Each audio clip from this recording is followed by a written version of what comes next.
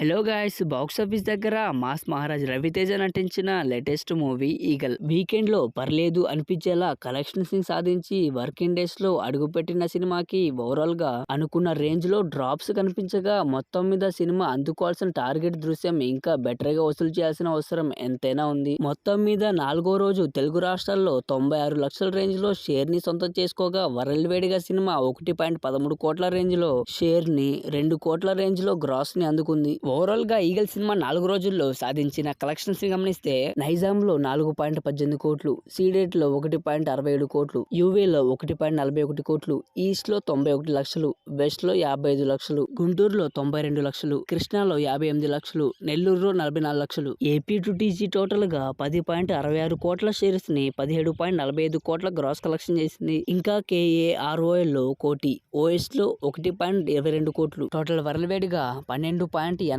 కోట్ల షేర్స్ ని 23.60 కోట్ల గ్రాస్ కలెక్షన్ చేసింది. మొత్తం మీద సినిమా బాక్స్ ఆఫీస్ దగ్గర 22 కోట్ల బ్రేక్ ఈవెన్ టార్గెట్ తో బరిలోకి దిగిన సినిమా 4 రోజుల్లో సాధించే కలెక్షన్స్ కాకుండా ఇంకా 9.12 కోట్ల రేంజ్ లో షేర్ ని అందుకోవాల్సిన అవసరం ఎంతైనా ఉంది. ఇక సినిమా బాక్స్ ఆఫీస్ దగ్గర మిగిలిన రన్ లో ఎలాంటి కలెక్షన్స్ తో కంప్లీట్ చేసుకుంటుందో చూడాలిక. సో గైస్, ఈగల్ సినిమా చూసిన వాళ్ళు మీకు ఎలా అనిపించిందో కింద ఖచ్చితంగా కామెంట్ చేయండి. గైస్, ఇలాంటి మరెన్నో మూవీ అప్డేట్స్ కోసం ఈ వీడియోని లైక్ చేసి మన ఛానల్ని సబ్స్క్రైబ్ చేసుకోండి.